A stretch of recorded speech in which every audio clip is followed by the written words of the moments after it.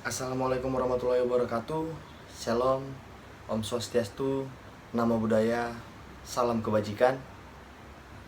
Saya Jackson Fransinaga, jurusan Teknik Sipil Universitas Gunadarma, angkatan 2016. Yang terhormat Rektor Universitas Gunadarma, Dr. E.S. Margianti SEMM, serta jajarannya. Yang terhormat Dekan Fakultas Teknik Sipil dan Perencanaan Universitas Gunadarma, Dr. Rajik Hasan MTARS, serta jajarannya. Yang terhormat Ketua Jurusan Teknik Sipil Universitas Gunadarma, Dr. Heri Suprapto, serta jajarannya. Yang terhormat Sekretaris Jurusan Teknik Sipil Universitas Gunadarma, Dr. Reli Andayani MMMT, serta jajarannya.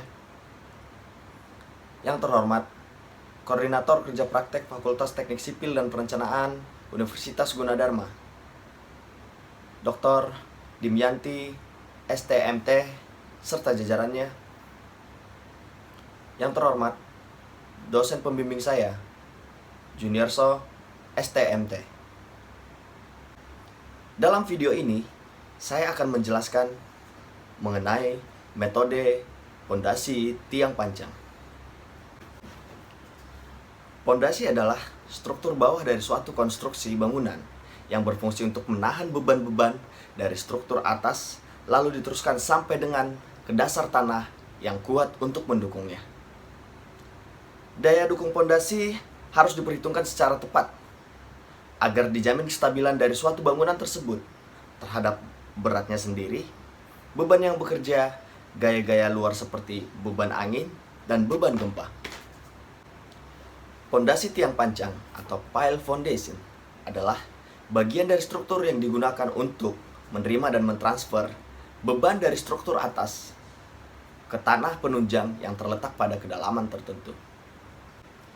Bentuk tiang panjang adalah panjang dan langsing yang dipasang dengan cara dibor, dipukul, atau didongkrak ke dalam tanah dan dihubungkan dengan pile cap atau pur.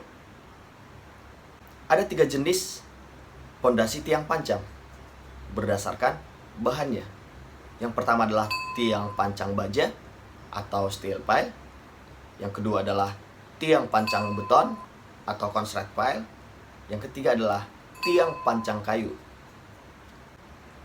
Adapun alat berat yang sering digunakan untuk mendongkrak, untuk memukul atau mengebor pondasi tiang panjang antara lain drop hammer, diesel hammer, hydraulic hammer, dan vibratory pile driver. Adapun tahap pengerjaan pondasi tiang panjang adalah sebagai berikut. Yang pertama, pekerjaan persiapan. Yang kedua, proses pengangkatan. Yang ketiga, proses pemasangan. Yang keempat, quality control. Berikut merupakan tahapan-tahapan pengerjaan pondasi tiang panjang. Pekerjaan persiapan. 1. Membubuhi tanda.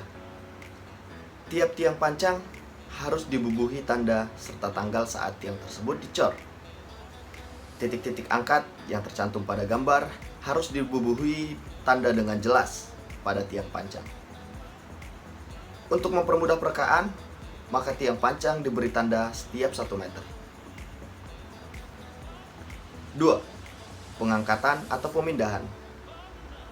Tiang panjang harus dipindahkan atau diangkat dengan hati-hati sekali, guna menghindari retak maupun kerusakan lain yang tidak diinginkan.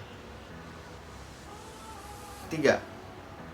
Merencanakan final setting tiang untuk menentukan pada kedalaman mana pemancangan tiang dapat dihentikan berdasarkan data tanah dan data jumlah pukulan terakhir atau final set. 4. Merencanakan urutan pemancangan dengan pertimbangan kemudahan manuver alat, lokasi stok material agar diletakkan dekat dengan lokasi pemancangan. 5. Menentukan titik pancang dengan teodolit dan ditandai dengan patok. 6. Pemasangan dapat dihentikan sementara untuk sambungan batang berikutnya bila ketinggian kepala tiang telah mencapai permukaan tanah, sementara permukaan tanah keras yang diharapkan belum tercapai. Proses penyambungan pilar. Yang pertama, tiang diangkat dan kepala tiang dipasang pada helm seperti yang dilakukan pada poros pertama. Yang kedua, ujung bawah tiang diletakkan di atas kepala tiang pertama, sedemikian rupa sehingga sisi pelat yang menghubungkan kedua tiang tersebut terjepit dan direkatkan. Yang ketiga, sambungan las dilapisi dengan anti karat. Yang keempat, sambungan las dilapisi dengan anti karat. 7. Selesai penyambungan, pemancangan dapat dilanjutkan seperti yang dilakukan pada batang pertama. Penyambungan dapat diulangi sampai mencapai kedalaman tanah keras yang ditentukan. Kedelapan, pemancangan tiang dapat dihentikan bila ujung bawah tiang telah mencapai lapisan tanah keras atau final set yang telah ditentukan. 9. Pemotongan tiang pancang pada cut-off level yang telah ditentukan. Proses pengangkatan. 1. Pengangkatan tiang pancang untuk disusun dengan 2 tumpuan. Metode pengangkatan dengan 2 tumpuan ini biasanya pada saat penyusunan tiang beton, baik itu dari pabrik ke trailer ataupun dari trailer ke penyusunan di lapangan. Persyaratan umum dari metode ini adalah jarak titik angkat dari kepala tiang adalah 1/5 L. Untuk mendapatkan jarak, harus diperhatikan momen maksimum pada bentangan. Haruslah sama dengan momen minimum pada titik angkat tiang, sehingga dihasilkan momen yang sama. Pada prinsipnya, pengangkatan dengan 2 tumpuan untuk tiang beton adalah dalam tanda pengangkatan di mana tiang beton pada titik angkat berupa kawat yang terdapat pada tiang beton yang telah ditentukan. 2. Pengangkatan dengan 1 tumpuan. Metode pengangkatan ini biasanya digunakan pada saat tiang sudah siap akan dipancang oleh mesin pemancangan sesuai dengan titik pemancangan yang telah ditentukan di lapangan. Adapun persyaratan utama dari metode pengangkatan 1 tumpuan ini adalah jarak antara kepala tiang dengan titik angker berjarak L/3. Untuk mendapatkan jarak ini, haruslah diperhatikan bahwa momen maksimum pada tempat pengikatan tiang sehingga dihasilkan nilai momen yang sama. Proses pemancangan. 1. Alat pancang ditempatkan sedemikian rupa sehingga as hammer jatuh pada patok titik pancang yang telah ditentukan. 2. Tiang yang diangkat pada titik angkat yang telah disediakan pada setiap lubang. 3. Tiang didirikan di samping driving lead dan kepala tiang dipasang pada helmet yang telah dilapisi kayu sebagai pelindung dan pegangan kepala tiang. 4. Ujung bawah tiang didudukkan secara cermat di atas patok pancang yang telah ditentukan. 5. Penyetelan vertikal tiang dilakukan dengan mengatur panjang backstay sambil diperiksa dengan water pass sehingga diperoleh posisi yang betul-betul vertikal. Sebelum pemancangan dimulai, bagian bawah tiang diklem dengan center gate pada dasar driving lead agar posisi tiang tidak bergeser selama pemancangan, terutama untuk tiang batang pertama. 6.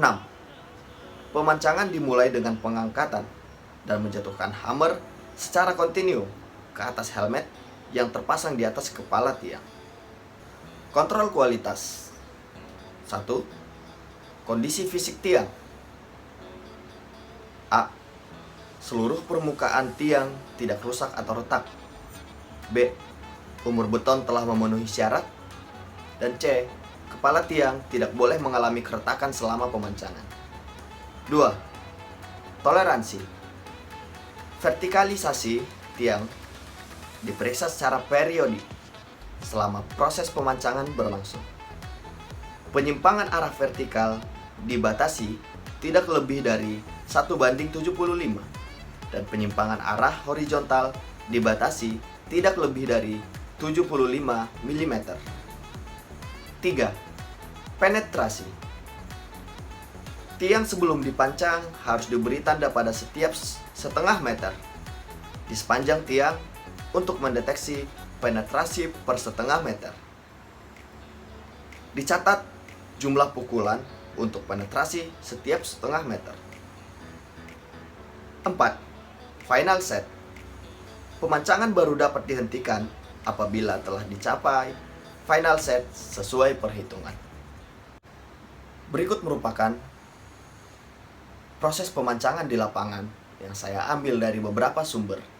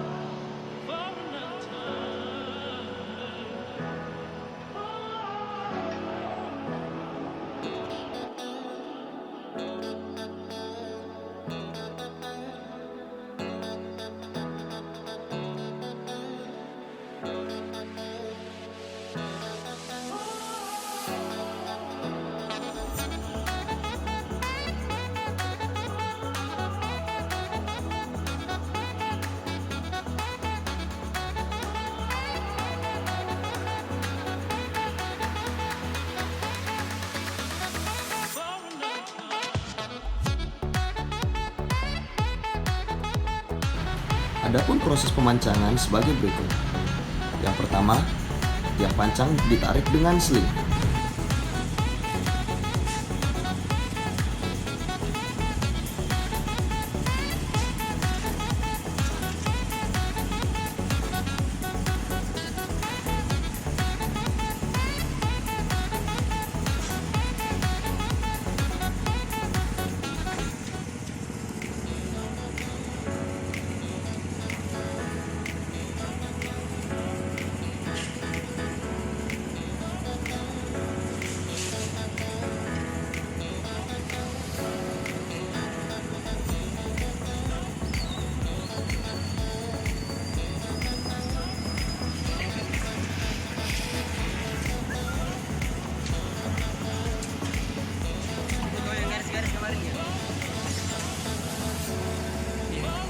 Dua, tiang pancang dimasukkan pada bagian alat.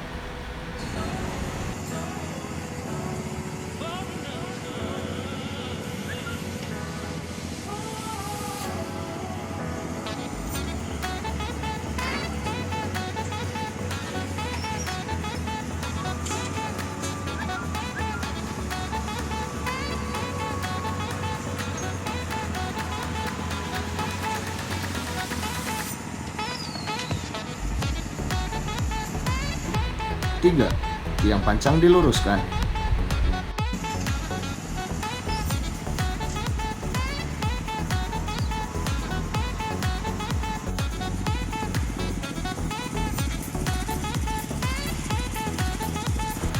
Dan yang terakhir, kemiringan tiang pancang dicek dengan waterpass.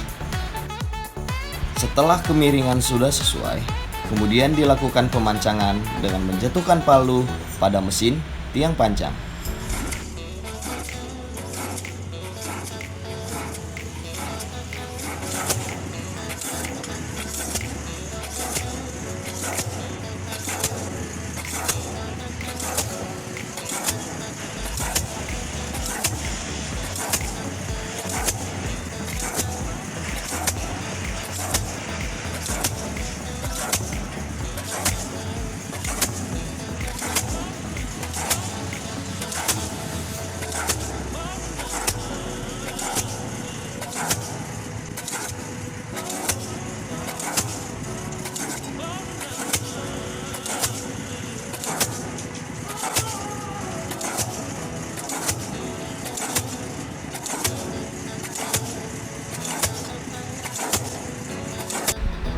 Bila kedalaman pemancangan lebih dalam daripada panjang tiang pancang satu batang, maka perlu dilakukan penyambungan dengan tiang pancang kedua, yaitu dengan pengelasan.